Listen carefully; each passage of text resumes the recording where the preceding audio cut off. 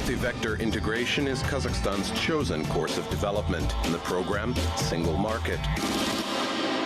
Every new day holds new opportunities. The question is, how ready are we to take advantage of them? The month of May is associated with this question, and so is one of the stories of our program. Hello, my name is Pavel Koktishev. In today's program, transit project of the century, the transnational transport corridor, Western Europe, Western China. Rules of the game, single market of state procurement within the framework of Eurasian integration. A report from Minsk. Less waste, more profits. The prospects of integrated processing of raw materials. Coming right up, current trends. Focus on logistics and transport. On May 21st to 22nd, the 8th Astana Economic Forum will once again be held in the capital of Kazakhstan. Its key issue, infrastructure, the driver of stable economic growth. This global idea coincides with the new economic policy of Kazakhstan, Nurli Joly. Its foundation is the plan of infrastructural development, which captures a number of issues including improvement of the country's transport and transit potential. This strategy is in line with global trends. The center of world trade is shifting towards Asia, and the catalyst behind this process is China. With this state of affairs, Kazakhstan gets a chance to accomplish a new mission for itself, building the transcontinental bridge between Europe and Asia. In order to achieve this goal, the Republic will rely on a comprehensive program. This program includes expansion of capabilities of already existing entities, plus creation of absolutely new transit windows. Dry port, Khorgos, Eastern gates. This infrastructural object will be performing the same functions as a seaport, but without the presence of ships. It is a contender to become the first multimodal complex of an international scale in Kazakhstan. Railway route, Kazakhstan-Turkmenistan, Iran. Its total distance is 3,156 kilometers. This route is an important link in the transit corridor north-south. It opens access to cargo transport, which usually departs from Kazakhstan and overall from regions of Europe and Asia, towards the seaports of the Persian Gulf. Transcontinental transport corridor, Western Europe, Western China. The scale of the project is so wide that we've devoted a separate story to it, which you will see in our program today. And as a summary, thanks to the new economic policy and Kazakhstan's membership in the Eurasian Economic Union, the country has a real chance to be, as they say, in the right place and at the right time. This will be one of the key factors during discussions on the investment platform of the 8th Astana Economic Forum. Western Europe, Western China. World analysts are already calling this transport corridor a global project in the spheres of transit and logistics. Its total distance is 8,445 kilometers. 1/3 of the way passes through the territory of Kazakhstan, and its length is 2,787 kilometers.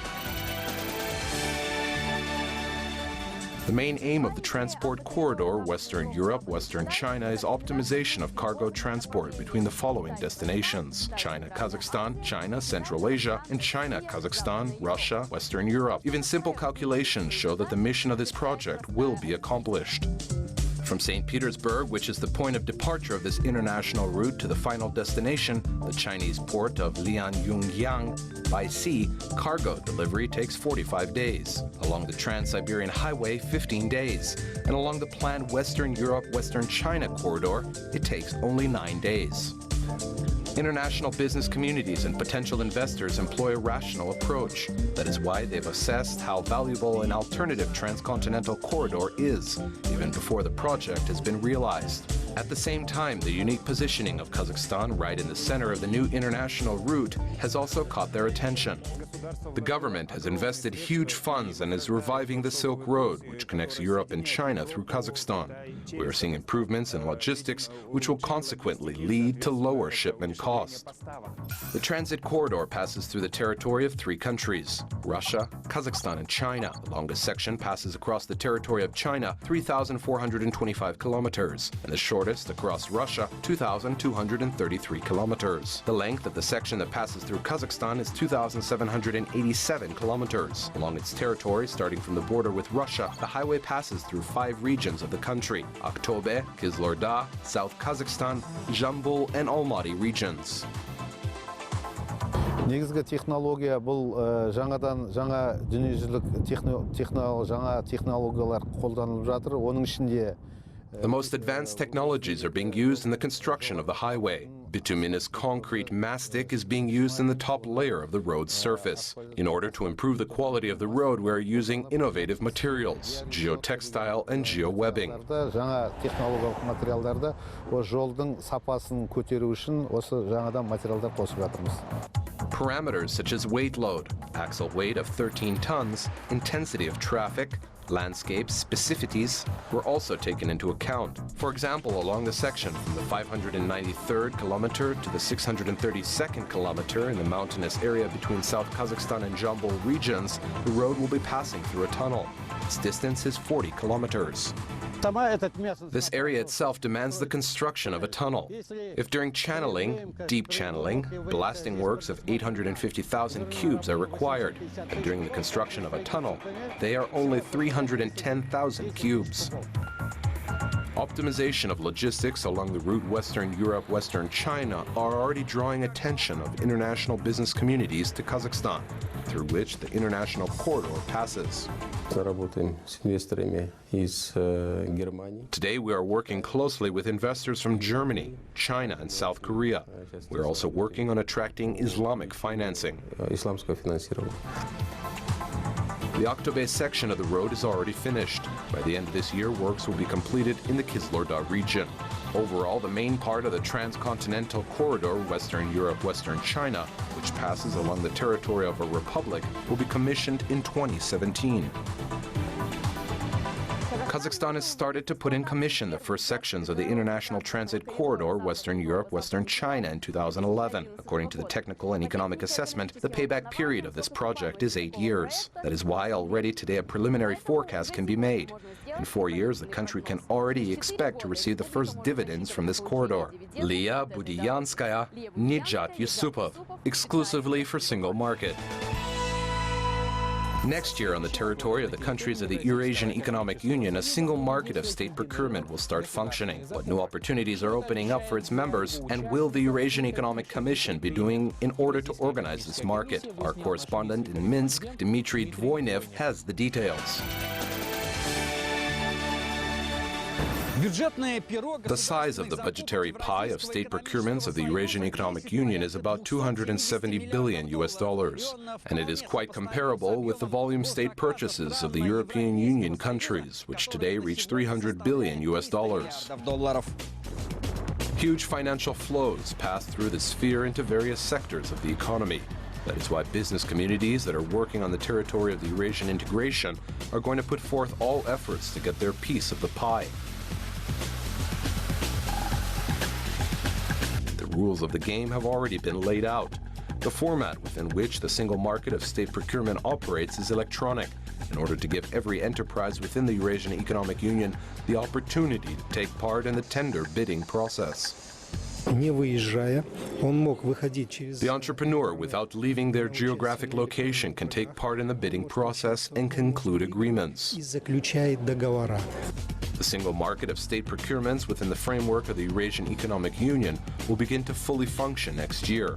But entrepreneurs of the Eurasian community countries have already had a chance to try out the electronic platform. This includes Kazakhstani business representatives.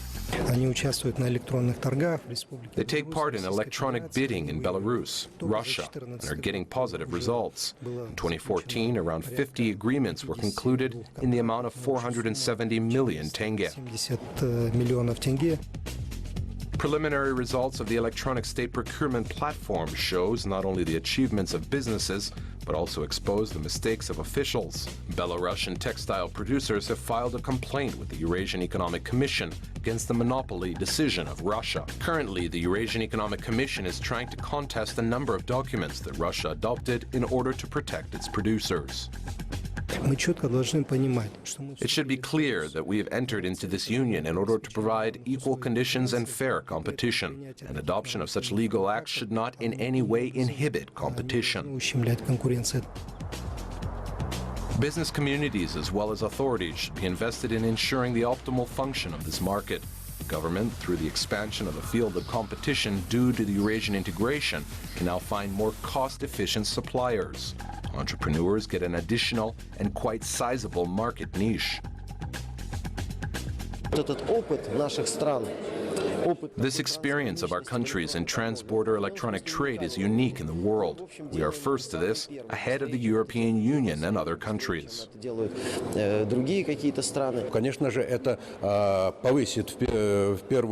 Of course, first of all, this will increase the competitiveness of the market within the Union and outside. It will give an opportunity to use state funds more efficiently. What is the ideal format of the single market of state procurement? Clear, predictable, and open. The national registration of a business is just a formality. The right to be called state supplier on the territory of Eurasian integration is won by those who participate in fair competition. Dmitry Dvoynev, Minsk, exclusively for single market. Less waste leads to more profits. This principle is relevant for any enterprise, and more so for those operating in the extraction industry. For a company working in the field of mining and metallurgy, integrated processing of raw materials is an opportunity to get a second wind. 4 years ago, within the framework of the Program of Industrial and Innovative Development of the Economy of Kazakhstan, the company Kazzinc has begun implementing an industrial project, New Metallurgy. Enterprises that have undergone modernization and establishment of new plants include the Oskimen Metallurgy Complex. Here, copper and sulfate plants were built and lead production was reconstructed. Thanks to the realization of the project, New Metallurgy, the complex was able to increase its annual production volumes of cathode copper up to 70,000 tons, refined lead up to 134,000, silver up to 990,000 tons, and gold up to 52 tons. When the project New Metallurgy was being developed, the best technologies of various metallurgic processes from all across the world were chosen, which would be employed in the production of copper. Here, unique technologies are being used, which have no analogues within the territory of the entire republic. Due to these technologies, copper losses have been reduced to an optimal level, 0.8%. ISA smelt furnace was chosen for the melting of copper concentrates. It is based on Australian technology. With the use of this furnace, the matte molten slag is obtained. Its main component is copper.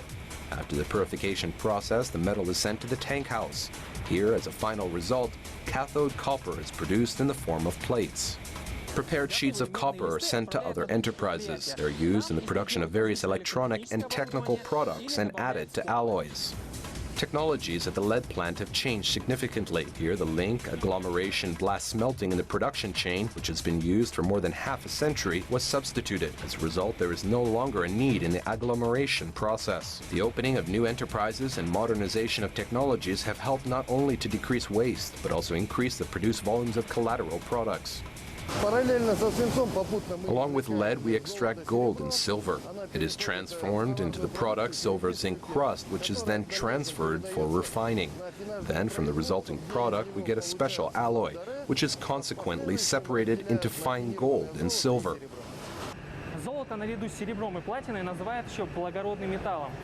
Gold, along with silver and platinum, are called noble metals. This precious metal received this name due to high chemical resistance and shininess. However, production of gold is not something that can be described as noble. 1,000 degree and from 100 kilograms of alloys, one gets this 12-kilogram bar of gold.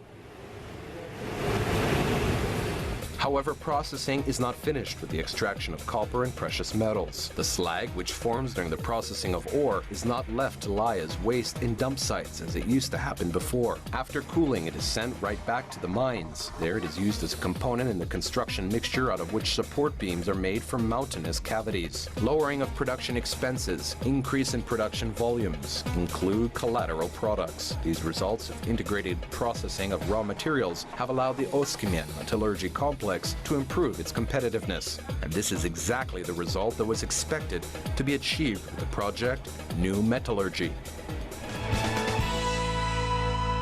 That's all for today. Kind reminder, all our episodes are available on the website www.kazakh-tv.kz. Until next time on A Single Market, a territory without borders.